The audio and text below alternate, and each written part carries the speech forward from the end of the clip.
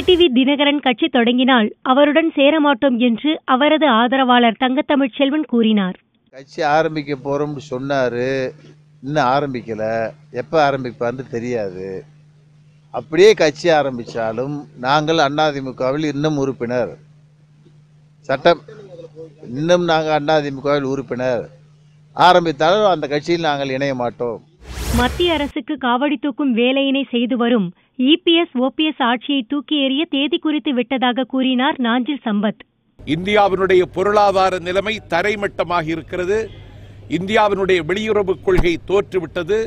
இந்தியாவினுடைய பாதுகாப்புக்கு அச்சம் ஏற்பட்டிருக்கிறது. இந்தியாவில் இருக்கிற படித்த இளைஞர்களுக்கு வேலைக்கு எந்தவிதமான உத்தரவாதமும் இல்லை. ஆகவே இப்படிப்பட்ட வெகுஜன மக்களுக்கு துரோகம் செய்யக்கூடிய அந்த ஆட்சிக்கு காவடி தூக்கிற வேலையை எடப்பாடி பழனிசாமியும் பன்னீர்செல்வமும் செய்து கொண்டிருக்கிறார்கள். இந்த ஆட்சியை தூக்கி தூர வீசிடுவதற்கு நாங்கள் தேதி குறித்து விட்டோம். அதை விரைவில் டிடிவி தினகரன் தலைமையில் செய்து காட்டுவோம். தஞ்சாவூர் மாவட்டம் கீழவஸ்தாசாவடி பகுதியைச் சேர்ந்த சம்பந்தம் என்பவரின் காலி மனைகளுக்கு லட்சக்கணக்கில் மாநகராட்சி வரி விதித்ததாக கூறப்படுகிறது. இதுபற்றி விளக்கம் கேட்க சென்ற சம்பத்திடம் மாநகராட்சி ஆணையர் 1 லட்சம் ரூபாய் லஞ்சம் கேட்டுள்ளார். சம்பந்தம் புகார் அளித்தார்.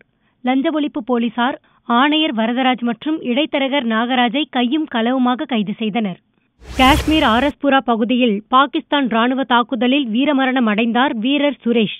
சொந்த ஊரான தர்மபுரி மாவட்டம் பண்டாரச்செட்டிப்பட்டிக்கு கொண்டுவரப்பட்ட அவரது உடலுக்கு அதிகாரிகள் மற்றும் பொதுமக்கள் அஞ்சலி செலுத்தினர்.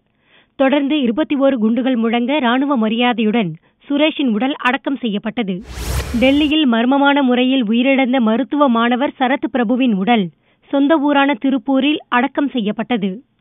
ஆண்டாளை அவமதித்து பேசிய வைரமுத்துவை இன்னும் கைது செய்யாதது வெட்கக்கேடானது என மன்னார்குடி பீட ராமானுஜ ஜீயர் சொன்னார். ஆண்டாள் கோபுரத்திலே ஆண்டாள் இருக்கு, அப்பேற்பட்ட ஆண்டாளையே அவமரியாதை பண்ணினாங்கன்னா அப்ப அப்பேற்பட்ட உடனே அவங்க கைது பண்ண வேண்டியது இன்னி வரைக்கும் கைது பண்ணாம இருக்குன்னா இது ஒரு அரசாங்கத்துடைய வெட்கக்கேட்டு நிலைமைன்னு நம்ம சொல்லலாம்.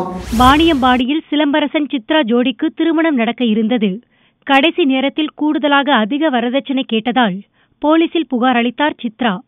விசாரணை நடத்திய போலீசார் இரு வீட்டாரையும் சமரசம் செய்து சிலம்பரசன் சித்ரா திருமணத்தை நள்ளிரவில் நடத்தி வைத்தனர்.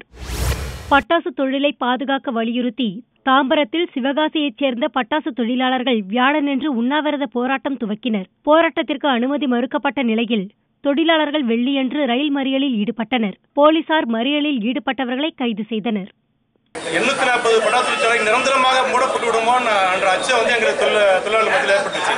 அதனால அங்கே கடந்த 10 நாட்களாக தொடர்ந்து தொழிலாளர்கள் போராடிக்கிட்டு இருக்காங்க.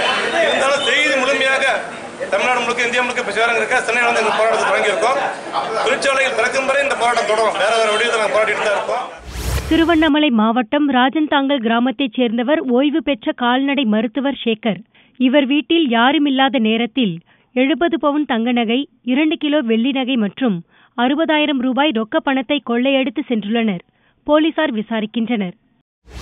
கும்பகோணம் உத்தாணி பகுதியில் உள்ள திரௌபதி அம்மன் கோயிலில் நள்ளிரவு புகுந்த மர்ம ஆசாமிகள் 2.5 அடி உயரமுள்ள பஞ்சலோக அம்மன் சிலையை திருடி சென்றனர். திருவள்ளூர் ஸ்ரீ வீரராகவர் கோயிலில் தை மாத பிரம்மோற்சவம் நடைபெற்று வருகிறது. பிரம்மோற்சவத்தின் முக்கிய நிகழ்வாக தேர் திருவிழா வெள்ளியன்று நடந்தது. 60 அடி உயரமும் 21 அடி அகலமும் கொண்ட திருத்தேரில் சிறப்பு அலங்காரத்தில் சுவாமி எழுந்தருள தேரை வடம்பிடித்து பக்தர்கள் இழுத்தனர். என்றால் மனசுக்குள்ள உதயத்தில் என்னென்ன கஷ்டங்கள் இருந்தாலும் அந்த குளத்தில் ஸ்நானம் செய்தால், அந்த தீர்த்தத்தில் ஸ்நானம் செய்தால் இங்கே அவங்களுடைய பாப விமோசனம் பெற்று எல்லா சகல சௌபாகியங்களும் அடைவதற்கு புராணங்கள் சொல்கின்றது. செங்குன்றம் அடுத்த பாடியநல்லூரில் உள்ள பழமையான வரசக்தி விநாயகர் கோவிலை பொதுமக்கள் புனரமைத்தனர். இதையடுத்து யாகசாலை அமைக்கப்பட்டு கும்பாபிஷேகம் நடத்தப்பட்டது. புண்ணிய நதிகளிலிருந்து கொண்டுவரப்பட்ட புனித நீர் வேத மந்திரங்கள் முழங்க கும்பங்களில் ஊற்றப்பட்டது. பக்தர்கள் திரளாக கலந்து கொண்டு தரிசனம் செய்தனர்.